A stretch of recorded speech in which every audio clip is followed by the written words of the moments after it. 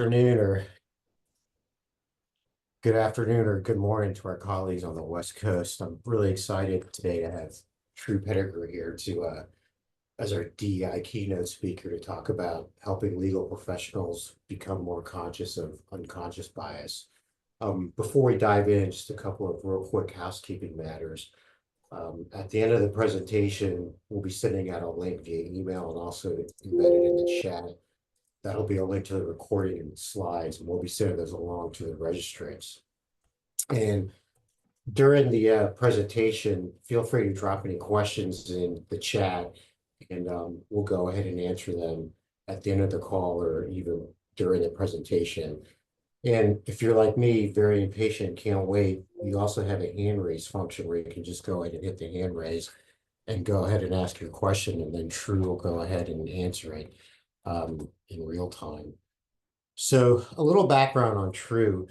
So prior to starting Tru Access, Tru was an advertising executive up in New York, and one of the things he had accomplished as an advertising executive was being able to bridge the gap between different generations. For example, Generation X being able to communicate with Generation Z, Boomer generation being able to communicate with Millennial generation.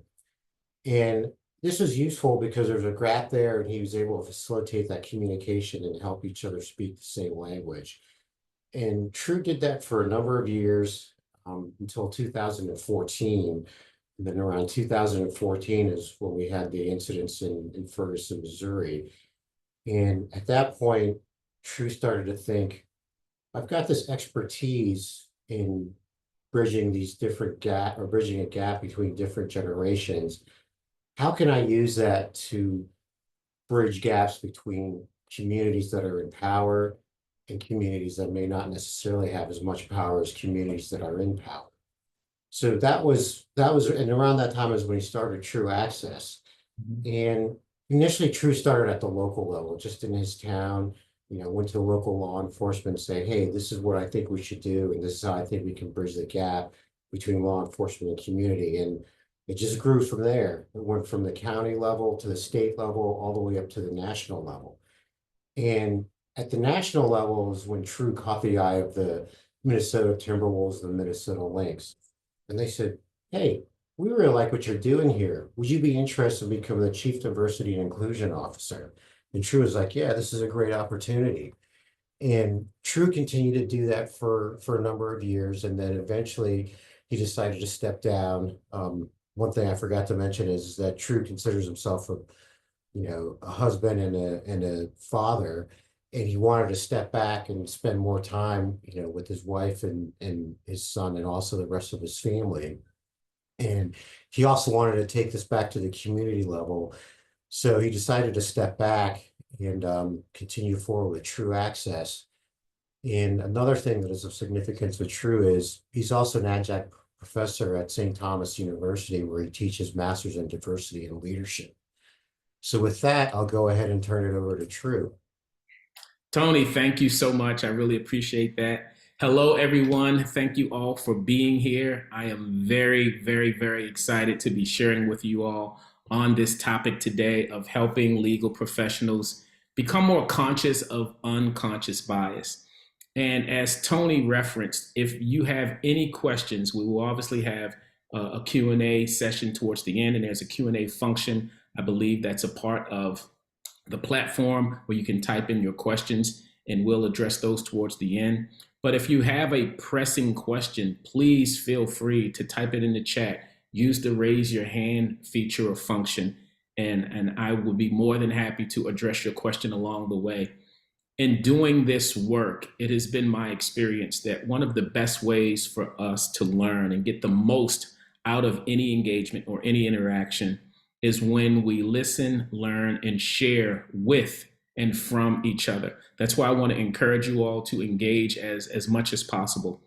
I have a list of goals and objectives that I believe are important and pertinent to share with you all, but I also want to know what you all think is important. And as Tony shared again, just a little bit about how I got here, In my time in Minneapolis, serving as the Chief Diversity and Inclusion Officer for the Timberwolves and the Lynx, as well as the T-Wolves Gaming platform or franchise and the Iowa Wolves franchise across all 4 franchises.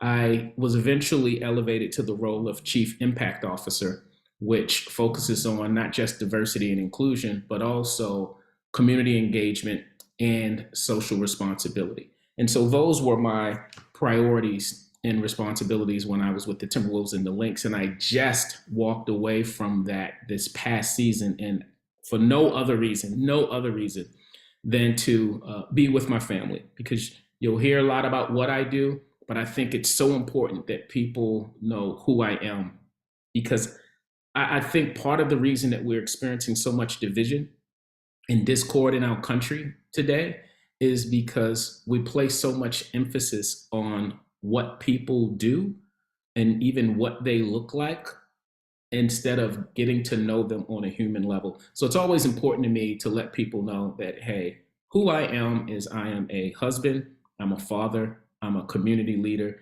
and that is what drives me. What I do is secondary. And I think that should be true for all of us, is to take the time to get to know people on a human level first. And so that's why I always want to emphasize that. But based on my own experience on being on the receiving end of excessive force by police, I'll admit it contributed to a lot of my own biases towards law enforcement, which is how I got here, which is what led me to the work that I'm doing today. Grew up in Baltimore. In the neighborhood where I grew up in Baltimore was plagued with a lot of drugs, crime, and violence. And the police that policed my neighborhood did so in a very heavy-handed way. So much so that me, and not just me, and a lot of my friends, we found ourselves on the receiving end of excessive force by the police. Moved to LA, graduated college, graduated with a degree in electrical engineering, and decided that's not what I wanted to do with my life. And believe it or not, I moved to LA to pursue a career in music. I thought I was going to be a multi-platinum selling rap artist. Yes, yes, yes, yes. I moved to LA to pursue a career as a rapper. And while I was living in LA, I found myself on the receiving end of law enforcement. And this time it was one of the most extreme experiences that I'd gone through. I was walking out of a 7-Eleven one day. I was living in the Crenshaw district. And as I was coming out of the 7-Eleven, a lot of police cars, maybe 3 police cars, came pulling into the parking lot, fast and furious. I mean, sirens flashing and lights blaring. And I'm just walked out of the store, so I'm confused about what's going on because I didn't see anything when I was in the store. And all of a sudden, one of the officers grabs me, throws me to the ground. My bag goes flying. He's got his knee in my back, my face pressed against the blacktop of the parking lot, and he pressed his gun right against the side of my head. And the very next words I heard come out of his mouth was, "Give me a reason, I wish you would." I was confused and I was afraid. I had no idea what was going on or why it was happening. To make this long story short, I ended up getting arrested, and fortunately for me, they eventually caught the right guy shortly thereafter while I was in custody, while I was at the station. And what ended up happening was the officers that arrested me received a report of a 7-Eleven being robbed at gunpoint, and they dispatched to the location where I was at, which turned out to be the wrong store location. And as it was explained to me, I fit the description, and it was simply a case of mistaken identity. And fortunately, other officers went to the correct location and they got the right guy, and everything got worked out. So that experience, coupled with the experiences that I had growing up in Baltimore, led me to not liking or not trusting police for most of my adult life. And then in 2014, when Mike Brown was shot and killed in Ferguson, that is when I decided to walk through the doors of the Cary Police Department in Cary, North Carolina, to express my fears and concerns for my own son's safety, because I did not want the things that happened to me to happen to him. And during that time in August of 2014, after Mike Brown was killed, we all saw so many news reports on the news, social media, about unarmed Black men being shot and killed by law enforcement. And it triggered some unresolved and untreated trauma in me, which is what led me to walk through the doors of the Cary Police Department with the hopes of building a relationship that could potentially save my son's life. And that led to a relationship with that police department, that police chief. And he challenged me, and I'm so glad he did, to say, hey, Tru, how can you help us be better and not allow our department to reflect the things that have given you those fears and those concerns? And that led to me working with them. He eventually started sharing the work we were doing together with his peers throughout the region, then eventually throughout the state, and then eventually throughout the country. So when George Floyd was murdered in May of 2020, at that point, I had gained some notoriety as a bridge builder with helping law enforcement agencies build bridges between their agencies, their departments, and the diverse communities that they serve. And there was an executive at the Minnesota Timberwolves that was familiar with that work, reached out to me to see if I could come help build bridges between the players and the Minneapolis PD at that time. And I accepted, and I was consulting with them initially. And based on the impact of the work that was done, they extended an invitation for me to come in-house to serve as the organization's first chief diversity and inclusion officer, which eventually led to being the organization's first chief impact officer. And building bridges across differences throughout the state of Minnesota is what that eventually led to. Whether those divides were racial divides, gender divides, generational divides, political divides, or relational divides of all kind. And I'm grateful for that opportunity. But I realized that during that time when I did not like or trust any members of law enforcement, until I walked through the doors of the Cary PD, I was carrying biases that were generated based on some real lived experiences that I had. But if I saw someone in a uniform, if anyone wore a police uniform, my perception of them was one that was negative. And that was a bias that I was carrying. And it wasn't until I formed a meaningful relationship, and now up to this day, true brotherhood, with Chief Tony Godwin, who was the police chief at the time. He's now the chief of the Wake County Sheriff's Office in North Carolina, but one of the closest people to me on this planet. And it all was rooted in taking time to get to know each other on a human level, which is something that helped me to address and overcome my biases, not making any excuses for the things that happened to me, because those things really happened. But there are over 800,000 members of law enforcement in the US, and not all of them, and I were displaying the actions and behaviors of the select few that perpetrated those acts. And so those were just some of the lessons that I learned early on. And what I want to share with you all today is really going to talk about how we can define unconscious bias. Now, these are my objectives that I've identified for our time together today. Defining unconscious bias, really understanding what it is. Identifying the role that unconscious bias plays in our justice system. Understanding the importance of addressing and overcoming unconscious bias in the legal profession. And finally, developing tools to address and overcome unconscious bias in the legal profession. Now, these are the goals and objectives that I've identified and I've outlined. If there is something else that anyone that's joining us today would like to learn about, like to talk about, like to discuss, I always want to make sure I am truly meeting audiences where they are and making sure I am meeting your needs and delivering on information you'd like to learn about. So if you have anything else you would like to add to this list, I am more than willing to address that as well. So please just type it in the chat if there's something else that you would like to explore during our time today, because that's really important, because this is for you. And I really want you to get the most out of this. But these are the goals and objectives that I've identified. All right, so I'll give it a second. If anyone wants to type something in the chat, by all means, please do. And I'd be more than happy to address it to the best of my ability. As I said, I've been doing this work really since 2012, and it's been elevated since 2014. And so I don't have all the answers. None of us do. I am not a legal professional. I've spent a lot of time working with members of law enforcement, working with lawyers and legal professionals, state's attorneys, county commissioners in all aspects of our legal profession and judicial system, but I am not a lawyer. So you all are the experts in that. So by all means, please share thoughts that you have of things that you would like to explore and discuss. All right. I see. Learning about being a bridge builder too. Absolutely. Thank you. I am happy to address that, the importance of being a bridge builder and what that means and what that is like. So for now, let's talk about what unconscious bias actually is, right? Let's define unconscious bias. And as we go through this, and I don't know the name of the person that asked that question, but thank you for that.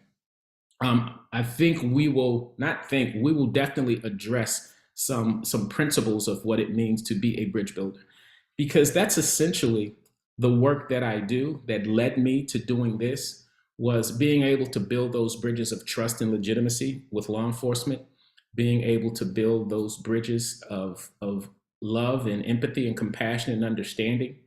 And those are the very principles that I apply to the work that I do now, even with what you will be experiencing today. And part of that was honestly me having to recognize and identify my own unconscious bias towards law enforcement, and realizing that the very thing that I was accusing law enforcement of, accusing them of prejudging or stereotyping or having predetermined opinions of me and people that look like me based solely on the color of my skin, I had to really own and recognize that I was doing the exact same thing to that profession. While I was accusing them of making stereotype based decisions about me based on how I look, I was actually doing the very same thing in stereotyping and having decisions pre-made decisions about them based on the uniforms that they wore. And it was really coming to that level of understanding and acknowledgement and owning that really started my journey of being a bridge builder. And so unconscious bias, I don't know if anyone, I know you all have done work around this before, and I commend you for that. Does anyone have a definition? If anyone has their definition of unconscious bias, please type it in the chat. I'd love to hear what you all think unconscious bias is, or how you all define unconscious bias. Now, I will go ahead and define it and say that it is thoughts and beliefs that we have about people or a people group based on our own lived experiences, parenting styles, or how we've been conditioned based on information we've received. And that information can be through traditional media, through social media, through how the learnings that we had throughout education. So these are beliefs that we have about, thoughts or beliefs that we have about people or people groups, that is typically rooted in stereotypes. They're typically rooted in stereotypes, but it's based on how we've been conditioned to think about a specific people group. Like, I like to joke and say that bias, well, let me just see some of these here, bias that not perceive myself as bias, right? I would add about which we are not necessarily aware. Absolutely. And I appreciate that. I believe it's Andre and Bernie. Thank you both for sharing that, right? And absolutely. And a couple of things about unconscious bias that you both, Andre and Bernie, just mentioned, is that one of the most important things that we need to be aware of about unconscious bias is it exists at a subconscious level. So we aren't aware of it. It exists at a subconscious level. So there's a level of unawareness that exists when it comes to unconscious bias. The second thing that I think is really important for us to understand about unconscious bias is it is in direct opposition to who we'd like to believe we are. And what I mean by that, none of us wants to think or believe that we think differently about someone based solely on their identity, because we think that makes us a bad person. I can't emphasize this enough. We all have unconscious bias. It is not an indictment on anyone, and it does not make you a bad person. It is almost a protective mechanism for our brains to process information quickly. And it's based on, the brain can only process information based on the reservoir of knowledge that exists. So it is typically going to be rooted in how we've been conditioned to think about different people or people groups, and based on our own lived experiences, because our brain cannot draw from information that does not exist. So it is based on the existing reservoir of knowledge that we have. And none of us wants to think we view people differently. Definitely don't want to think we treat people differently solely because of their identities. And that's why it's so important that we are willing to address, well, first acknowledge that we have unconscious bias, because if we don't acknowledge that we have it, we'll never do anything to address it. So we must first acknowledge that we have unconscious bias, then be willing to address the unconscious bias to overcome it. But the challenge is, right, the things that we just talked about, it exists at a unconscious level, at a subconscious level. So there's a level of unawareness. So we aren't often aware that we have it. And then there is an element of denial that comes with it, because none of us wants to think or believe that we would view or treat people differently simply based on their identity, right? And so now the other things that are important to recognize about unconscious bias are kind of the levels of consciousness, right? And I want to get to this pyramid, not pyramid, but this iceberg, if you will. I'm sorry. I want to get rid of this chat off my screen real quick.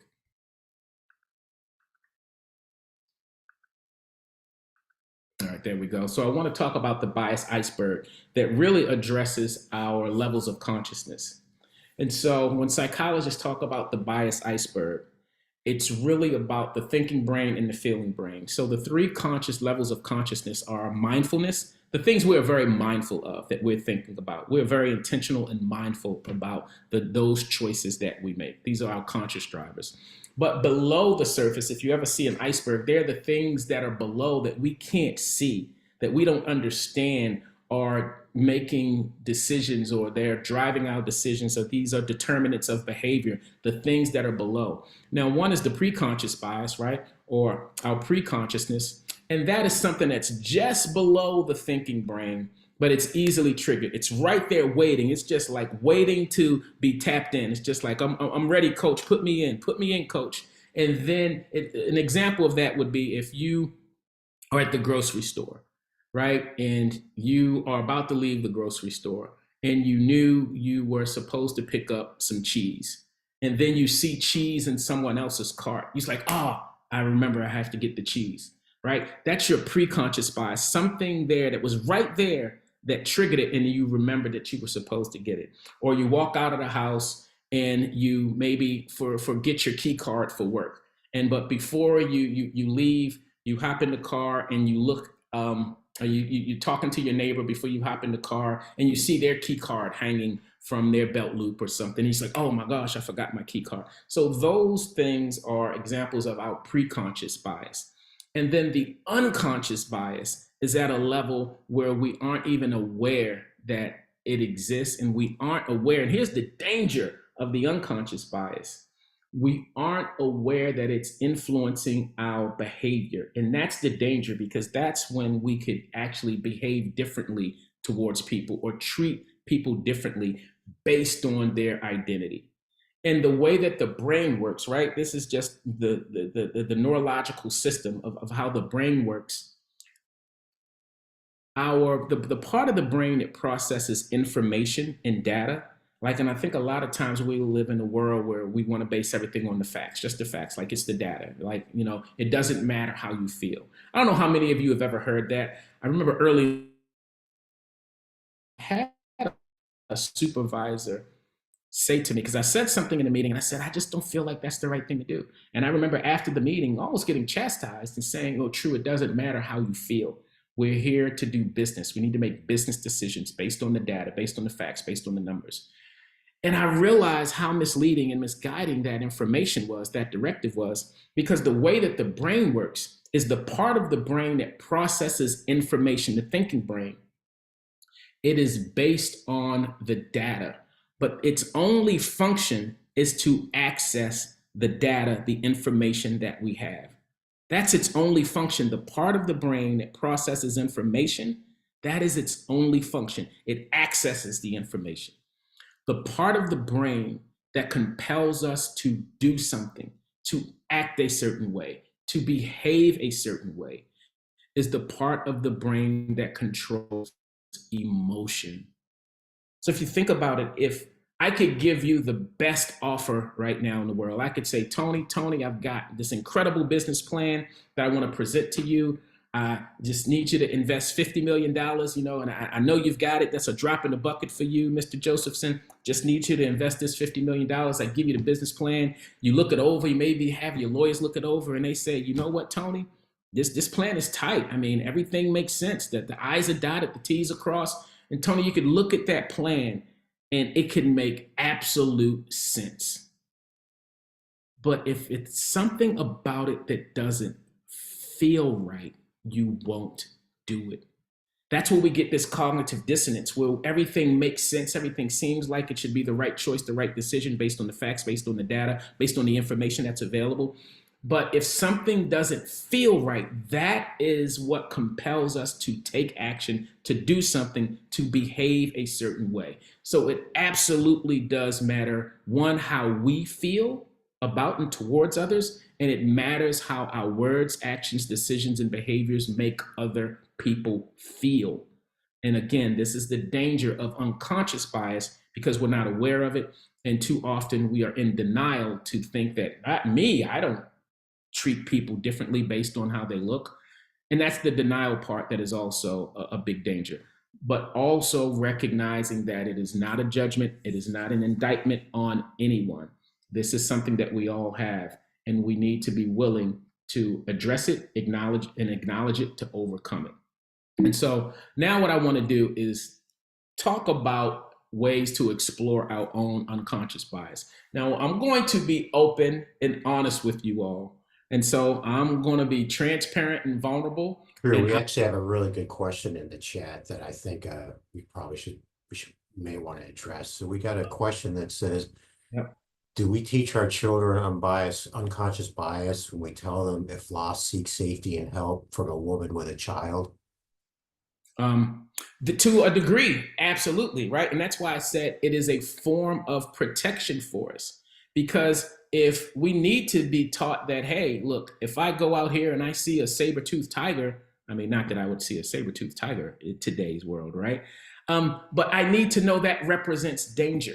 Absolutely. The brain is designed to keep us safe and protect us. So we need to understand and things that are good, and the brain processes these things quickly based on what we're taught, based on what we're learned, right? The only two fears we are born with is loud noises and fear of falling. Those are the only two fears people are born with.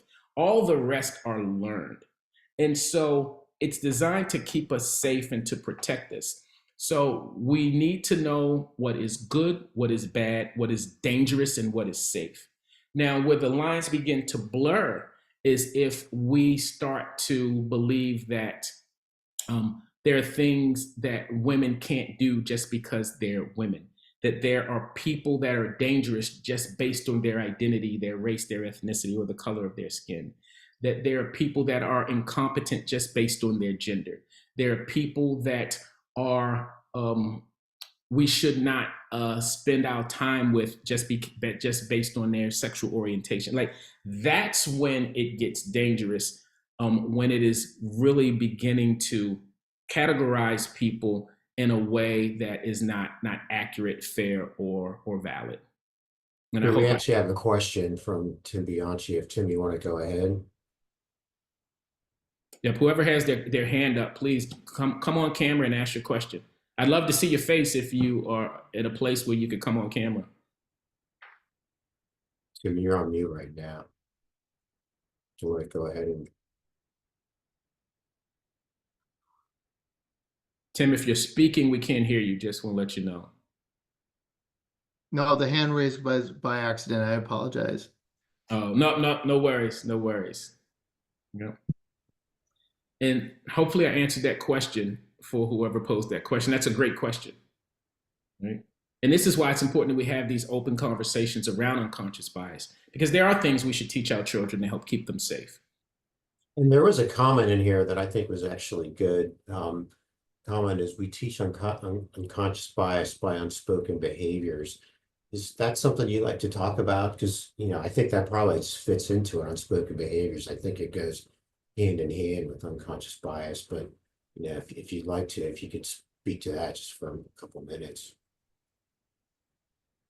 No, and I think, who was it? And I'm trying to remember who said this, and they said it best. And they said that, I want to give the credit to Miles Monroe, but I think someone else may have said it before him. But that we teach what we know, but we reproduce who we are. So based on the behaviors, and particularly if we're talking about children and young people, based on the behaviors that we see displayed, that is what is oftentimes repeated, right? So that's what I mean by, that's what that quote means by, we can teach what we know. I can say, yeah, this is right, this is wrong.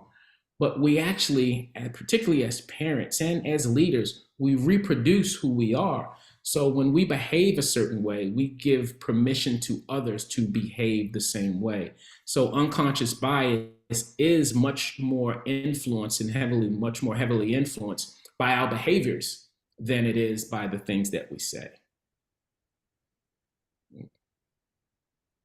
So here's an example, and I welcome you all to be bold. And if anyone wants to share their own example of exploring your own unconscious bias, I'm going to be open and honest with you all. And the only thing that I'm asking is please, no judgment, right? And be open and be honest and be transparent with you all as I share my story. And Tony, I'm going to rely on you instead of checking the chat myself. I don't want to distract away from engaging my audience here, but I'm just gonna, how you're on an airplane and the flight attendant comes by, and if you're in the emergency exit row, they say they need a verbal yes. Would you be willing to help save everybody else's life if something happens and you need to? I need a verbal yes. So I need a written yes. I need or a verbal yes. Can you all agree that as I share and I pour out my heart and I'm transparent and vulnerable, that you all will not judge me? I need a written yes. And Tony, I just need you to make sure the yeses are populating in the chat. Y'all not going to judge me, right? One big happy family right here. And we all just going to be here together, and we're going to allow. It's an avalanche of yeses right now. All right. So in a Best Buy one day, I was having some problems with my laptop. I have a little MacBook, and so I was having some problems with my MacBook. And so I go into a Best Buy one day, and if you've ever been into a Best Buy, anyone ever been to the Best Buy and you go in and there's the Geek Squad, right? Anyone ever been in there and you see the Geek Squad? So I'm in Best Buy and I'm heading over to the Geek Squad to help get my laptop looked at and get worked on. And as I am walking towards the counter, there is a woman behind the counter who looks to be, I want to say this politically correct, looks to be a woman of a certain age. I think that's how people say it these days, right? She looked to me to be probably of the baby boomer generation, all right? And so I'm heading over to the Geek Squad counter, and I see this older woman. And I'm no spring chicken, mind you. All right, I realize that. I'm no spring chicken, but she looked to be a baby. I'm Gen X, and she looked like she was in that baby boomer generation. And folks, I paused. It gave me pause. And I literally stopped in the middle of the Best Buy and said, "Ooh, wow. I'm not sure if this is the person I want working on my MacBook." Right? Now, see, this is where the judgment is coming in. Look, here's the deal. There's 130 participants and only 50, I only see 58 comments in the chat. So there's another 100, I don't know how close to 100 people that didn't say yes, right? That they wouldn't judge me. So those are the judging eyes I'm feeling right now, right? I stopped in the middle of the Best Buy and said to myself, wow, I don't know if this is who I want working on my MacBook. And so I'm standing there and I'm having this conversation with myself, and I convince myself, listen, y'all, this is a real story. I convinced myself that this probably isn't the Geek Squad person, because in my mind, I had a vision of what a Geek Squad person looked like. It's some young millennial Gen Z, skinny jeans, maybe a sleeve tattoo person, right? This is in my mind. This is what the Geek Squad person is supposed to look like. And this woman did not look like that to me. So in my mind, I said, all right, this is probably not the Geek Squad person. She is simply there giving the real Geek Squad person a break. And so I decided I'm going to walk over to the counter so I could be next in line, next in queue when the real Geek Squad person gets back from break. So I get to the counter, say, hey, how you doing? I've been having some trouble with my laptop here, and I just wanted to get my name on the list so that I could, see somebody when the time is right. And her response was, oh, perfect timing. I'm not busy right now. I could look at it for you right now. And I was like, oh boy, awesome, great. And I tell you, she helped me out, and she knew more about technology, laptops, and IT than any IT professional I had ever worked with. But what gave me pause was my own unconscious bias. It was my bias that led me to believe that someone in her generation would not be tech savvy enough to help me, that they would not know enough about technology, that she would not be competent enough to meet my needs. And I was 100% wrong. And so I say that to say we all have unconscious biases that rears its ugly head in different moments and different times. Now, I do want to at least extend the offer so that I'm not feeling like I'm out here alone. Is anyone else out there willing to share a time that they realize and recognize that their unconscious bias has emerged?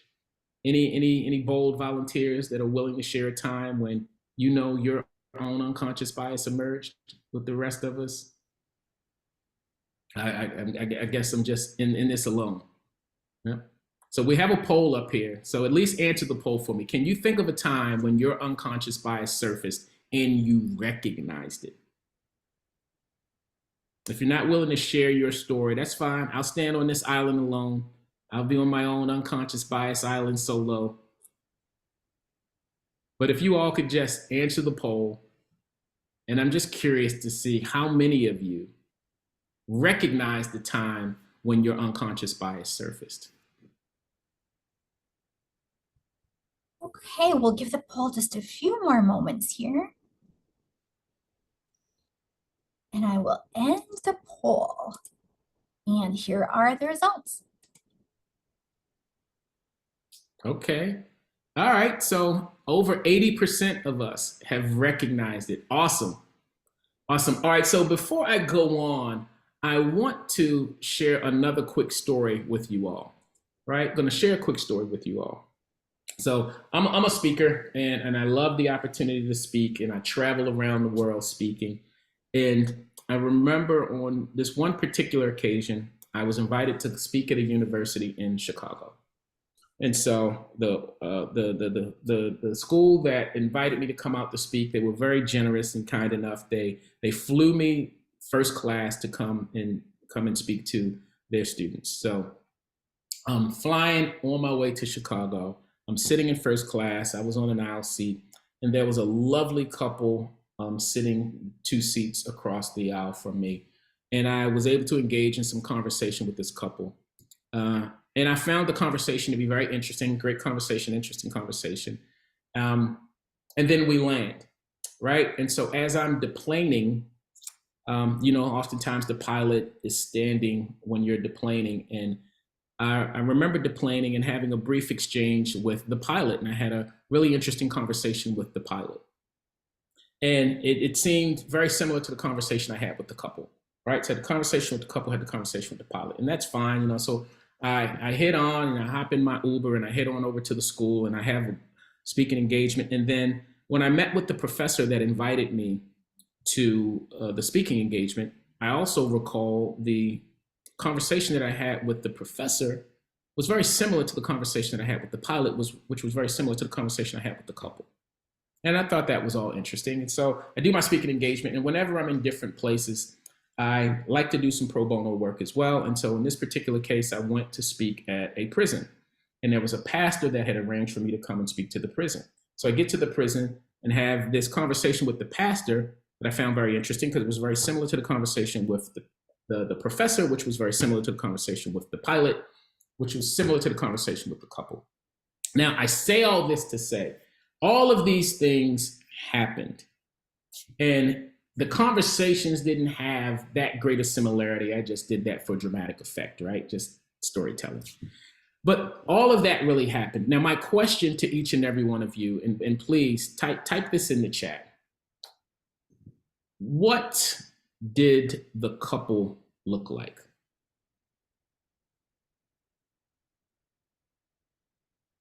Type it in the chat, because when people are storytelling, most of us have a thought in our heads about the images. Images emerge in our heads when people are storytelling about what the characters in their story look like. So I want all of you to just do me a favor and tell me what the couple looked like. Just jot it down in the chat. What the couple look like? Are you seeing any responses, Tony? First one I saw was pilot and the priest. Second one was a couple are saying older couple. One was older Caucasian couple, and middle-aged man and woman, well-dressed. Oh, the overwhelming seems to be elderly Caucasian couple. Elderly Caucasian couple. Okay. And one said played by George Clooney and Sandra Bullock. Wow. That's awesome. I know, right? What did the pilot look like? Jot that down real quick. What did the pilot look like? What are we getting on the pilot? Anything? Older Caucasian male. One person said Right. young lady. Okay, good. Right. And then I'm sure people have their thoughts about the professor. People have their thoughts about the pastor. And you can jot down what those characters look like to you. And the point to this exercise is I never said what any of them look like. I never said whether they were man, woman, old, young, what their race was. And that is our unconscious bias at play. And it is based on what we've been conditioned to expect to see in certain settings and environments. I never said if the couple was a man and a woman, it could have been two men, it could have been two women. I never said if they were older or younger, they could have been older, could have been middle-aged, could have been younger. I never said if they were Black, white, Hispanic, Indian, whatever the case may be. I never said that, but our unconscious bias has conjured up these images based on what we have been conditioned to expect to see in certain roles and positions and environments. And again, doesn't make us a bad person. The brain just processes information quickly as a mechanism to help us navigate life, right? And so how are we able to address and overcome those unconscious biases, right? So let me ask you this. Now, this is an example that I have had, and I gave you all a couple of real life examples. Does unconscious bias, or can unconscious bias exist in the legal system? So we have another poll question here. Do you think that unconscious bias shows up in our legal system? Drew, while we're waiting for the poll results, another question came in, which I think is really good. Do you think taking stock of our behavior, such as the reaction towards the Geek Squad worker, is a useful gateway to engaging with identifying our own conscious biases? Oh, absolutely. I absolutely do. And the process that I'm going to share speaks directly to that. And kind of jumping ahead a little bit, one of the things that I talk about is this process called visualization, examination, and normalization. Whenever we are about to engage with someone that we've never met before, maybe we're about to interview someone, maybe we're about to meet with someone, maybe we are about to go to a certain venue or an event, or like the plane, right? So my image of what a pilot typically is would be a middle-aged white male, right? And so the visualization phase of this solution to addressing our unconscious bias is to, when we're about to meet with someone, interview someone, connect with someone, go to a certain community or environment, visualize someone completely different, or visualize people completely different than what we are expecting to see, because then that minimizes and mitigates how our unconscious bias is triggered. So visualization. Then the examination phase is to, once we've interacted and engaged with someone that is different than us, and maybe how we've interacted and engaged with someone that looks like us or similar to us, ask ourselves, did I behave differently towards this person? And be honest with ourselves. And if the answer is yes, then ask yourself why, and then be willing to course correct. Now, that is the examination phase, which is self-examination. The final phase of this three-step process of visualization, examination, and normalization is to normalize diversity in real life. Because the more I normalize diversity in my life, the less likely my behavior is to be triggered by seeing someone that I didn't expect to see, because I'm accustomed to seeing people from the Middle East. I'm accustomed to seeing people from the queer community. I'm accustomed to seeing Black people. I'm accustomed to seeing women in these roles. I'm accustomed to seeing Hispanic people in these roles and these functions. So that is how we can best address and overcome. That's the overcoming piece of our unconscious bias, is visualization, examination, and normalization. And I hope that answered that question. Oh, so yes, 98% of people believe that unconscious bias does show up in our legal system. No one said no, and at least 2% said maybe. All right, so now this is great, because based on a report, right, in this report, that the findings of this report that I'm about to show, and this is from the Minnesota Judicial Branch 2020 Progress Report on Race Bias and Gender Fairness Task Force. These are the findings that they've come up with, is that implicit bias is reflected in courtroom interactions. Underrepresentation of minority judges and attorneys based on unconscious bias. Disparities in case outcomes based on race and gender, unequal access to legal representation for marginalized groups, systemic barriers hindering advancement into leadership roles within the judiciary system. And some specific points that the report calls out are: Black and Hispanic litigants often face harsher sentences or less favorable rulings compared to white litigants. And this is all contributed to unconscious bias of those in positions of power. Jury selection practices can also lead to underrepresentation of minorities on juries due to not believing, based on how we've been conditioned to believe, who is more competent or appropriate to be on these juries. There's racial bias in bail decisions and who should and should not receive bail. And this is all from the report from this study on the Progress Report on Race and Bias, Gender Fairness from the Minnesota Judicial Branch. Then there's women attorneys may be perceived as less credible or more assertive or less assertive than their male colleagues and counterparts.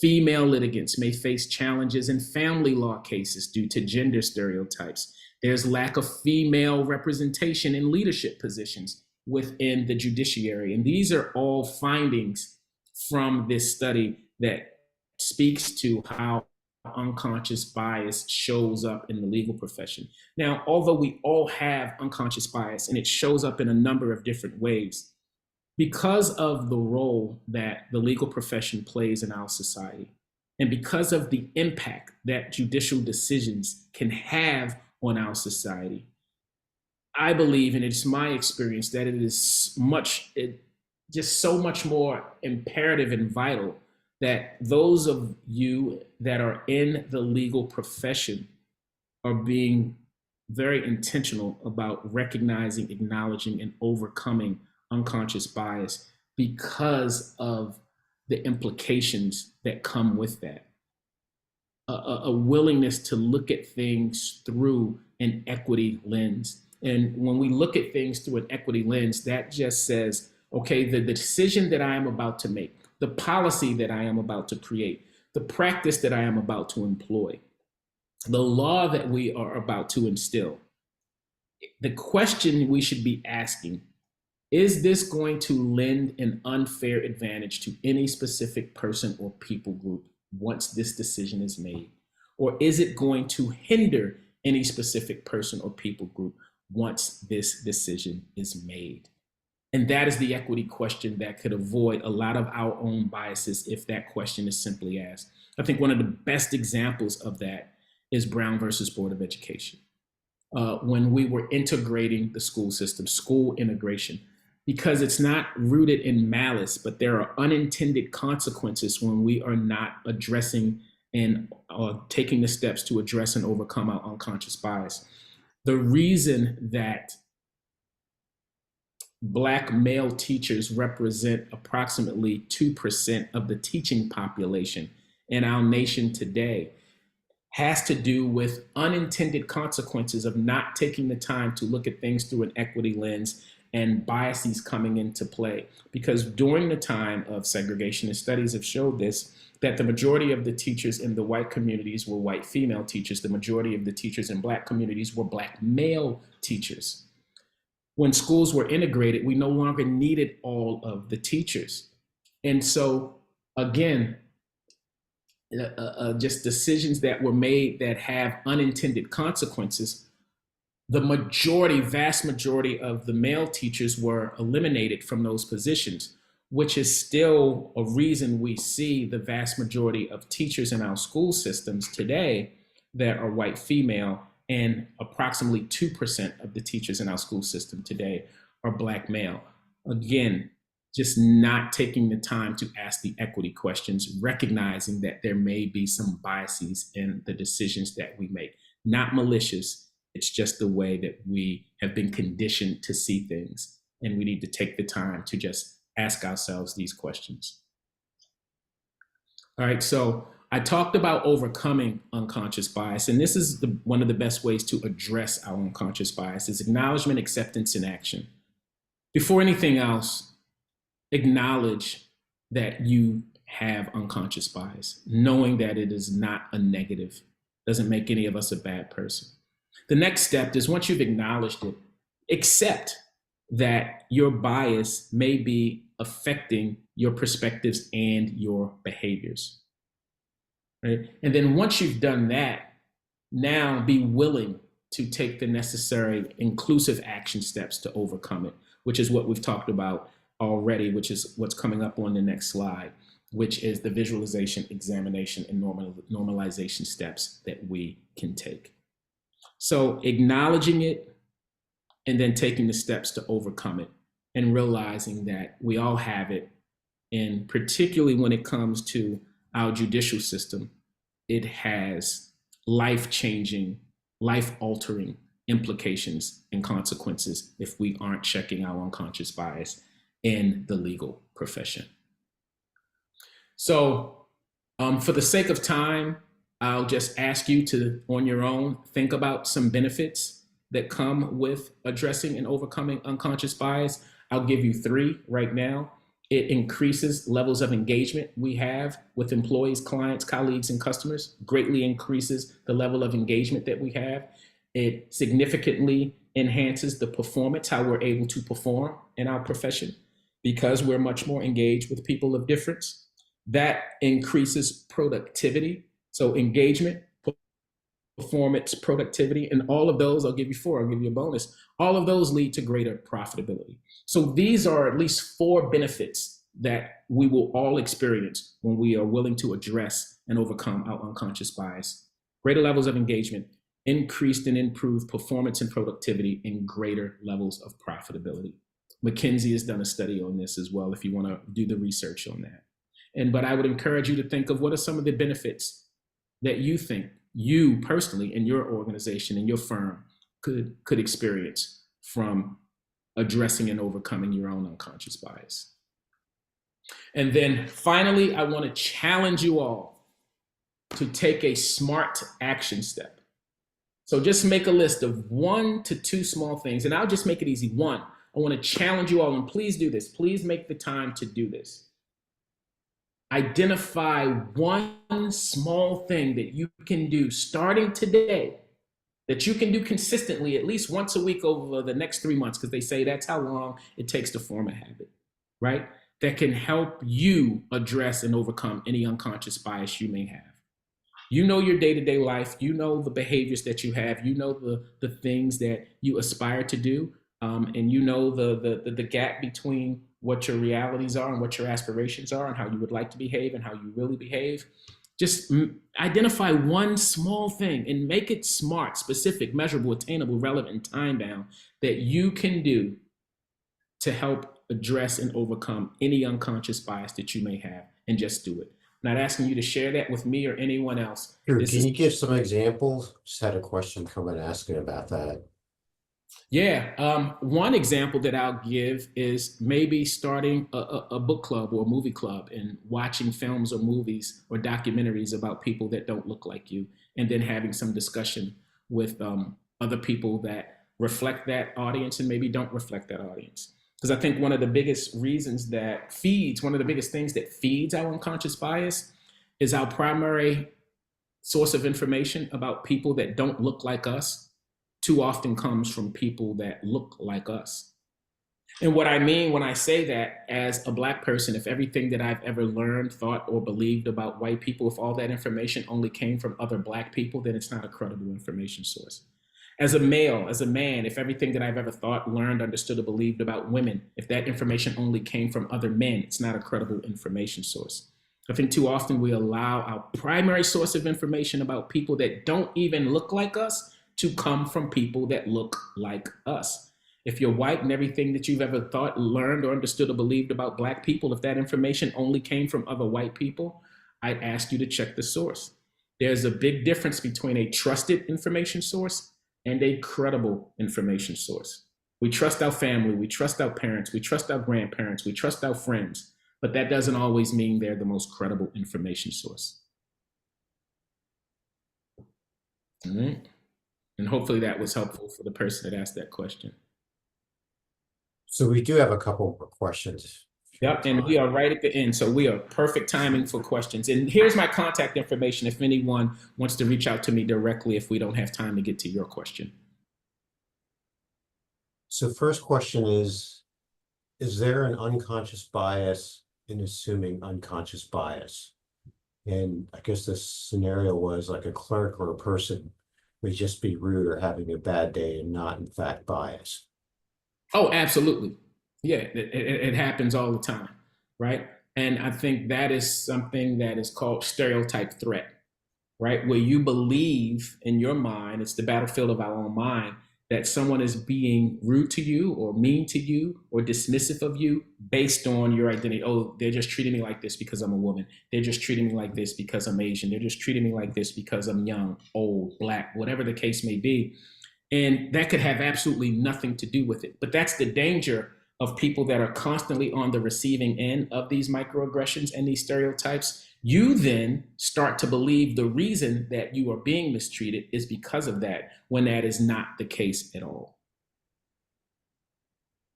And then another question we have is,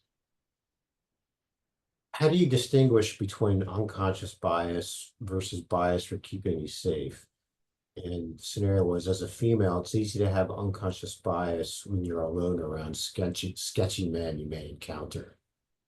Yeah, I think, follow your gut. I mean, safety is the #1 priority. Self-preservation is the first law of nature. Our mind is always going to revert to making sure we are safe and making decisions that keep us safe. So I will always say prioritize that and always err on the side of caution.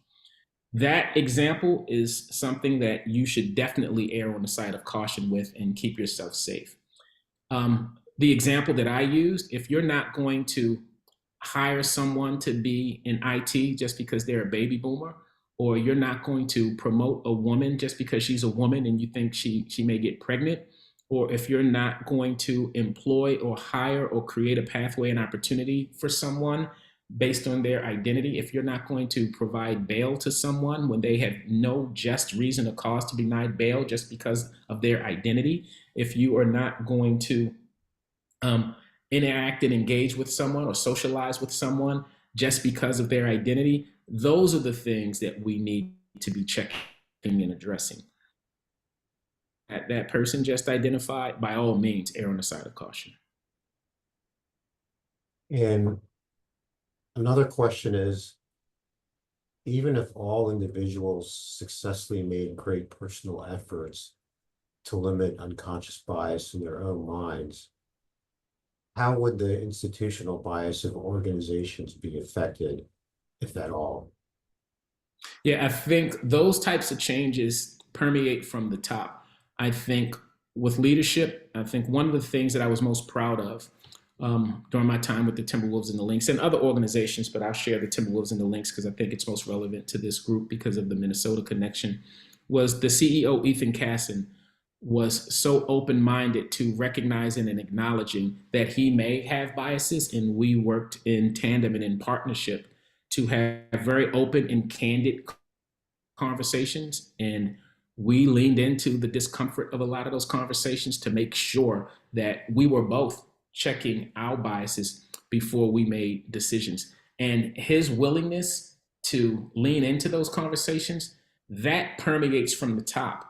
And then it fosters a culture that gives other people permission and license and encouragement to do the same. So I think when we're talking about organizational behaviors, then that is something that needs to be a practice that is adopted from leadership for it to be a part of the culture. So a comment just came in. It's not necessarily a question, but I actually think it raises a good point, and perhaps you can talk about this. So I'm just going to read the comment. It says, microaggression defensiveness can be upsetting, and often there's no room for misunderstanding or mistakes. So any thought? And I think that's a good comment. It is a very great good comment. And I any love, thoughts on that? Thank you for whoever made that comment. I love that comment. And I do have very strong thoughts on that because I agree with that comment.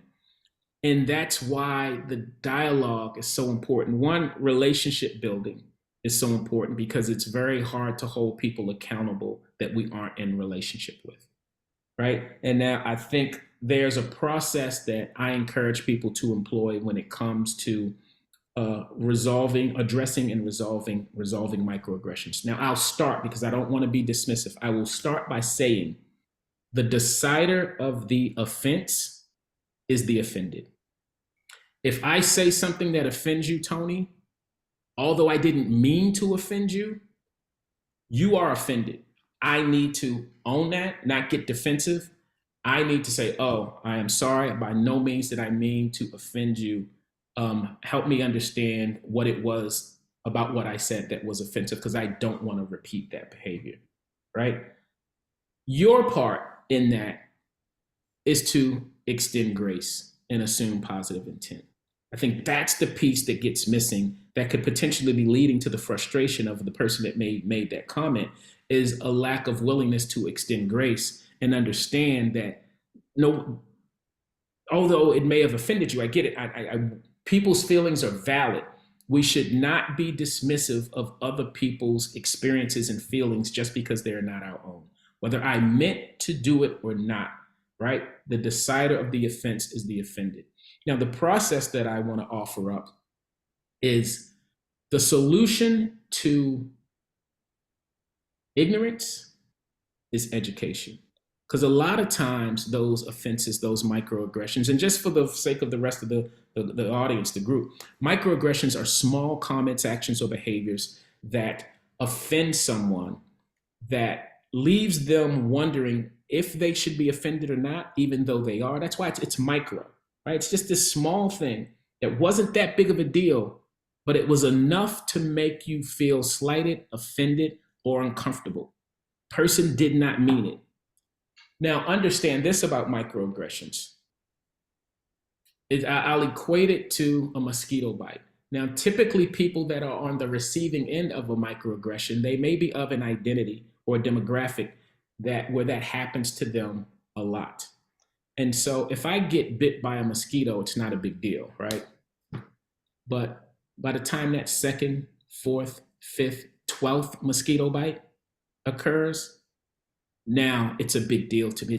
Now it becomes overwhelming.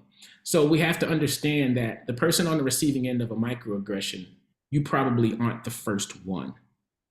You may be the first time for you, but they have been on the receiving end of that, and it adds up. It takes its toll, right? And so more often than not, people aren't aware of what they're saying is offensive. That's why I say, and when I say ignorance, I just mean lack of knowledge and understanding, not a derogatory sense. That's the definition of ignorance, lack of knowledge and understanding. I just did not know.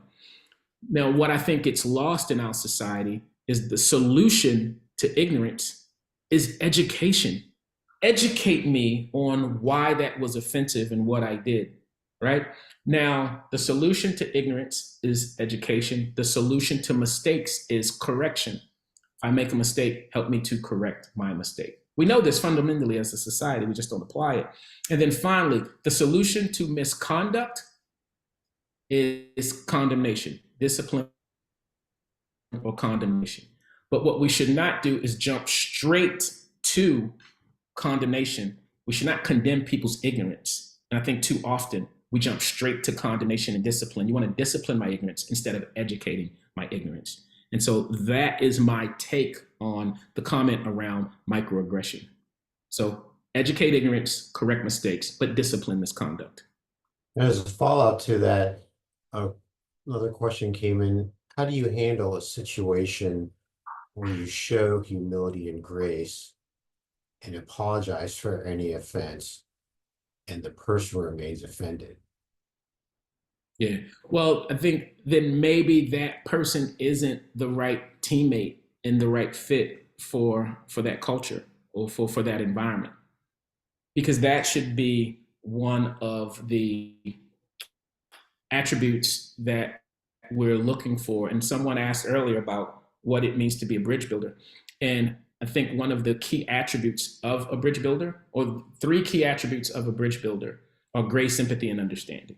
And if we're going to be effective bridge builders, building bridges across differences, there's going to need to be a willingness to extend grace, an understanding, and then a willingness to empathize with others, knowing that there are 3 forms of empathy. There's cognitive empathy, emotional empathy, and compassionate empathy. I need to take time to hear your story, listen to your story, so I can understand not only how you think, but why you think that way. That's the cognitive empathy. Oh, now that I've heard your story, your experience, I don't think that way, but I understand why you do now that I know what you've gone through. Emotional empathy. Oh, now that I've heard your story, Tony, I don't feel that way, but I understand why you feel that way. Compassionate empathy puts me in a position to say, oh, now that I know this environment, this situation, this circumstance, these choices and decisions cause you to think and feel this way, I can now leverage my position, my power, my privilege, my platform to address that, to help remove the causes that are leading to you feeling that way. That's the compassion empathy. And then understanding is recognizing that we should be seeking understanding, not agreement. I don't feel the same way as you because I haven't had the same lived experience as you, but I understand why you do. And seeking that understanding helps me to be a better ally, helps me to be a better colleague, and then a better co-creator of thoughts, ideas, and solutions on how we can best coexist.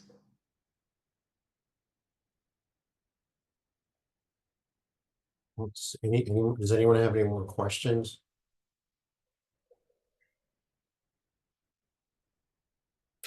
Any other thoughts, questions, comments? I know we're a little over, but this work is important to me, and I am always willing. And if Tony, and Michelle, if you want to share my information with the larger group, by all means, please feel free to share my information, and I'm happy to answer any questions that folks may have independently. Actually, we do have one more question. I missed this in the Q&A. Thanks to to the person who pointed this out. How do you properly support someone who may be subjected to what may or may not be a microaggression? Going back to your earlier response regarding there being an unconscious bias to characterizing certain actions as unconscious bias without dismissing their concerns. Yeah, I think include them as a part of the solution, right? If there is something that I've done that was rooted in an unconscious bias, I'm going to need you to help educate me, help make me aware of what that behavior was so that I can have the opportunity to course correct and then include that person in that education process and also include them in the solution process. Because then they're going to be much more committed to the solution. Because again, my experience has taught me that the more included people are, the more committed they are to identifying solutions. But where there is little to no inclusion, there is little to no commitment. So I need to include that person in the solution process so that they can be committed to identifying the best solutions to moving forward.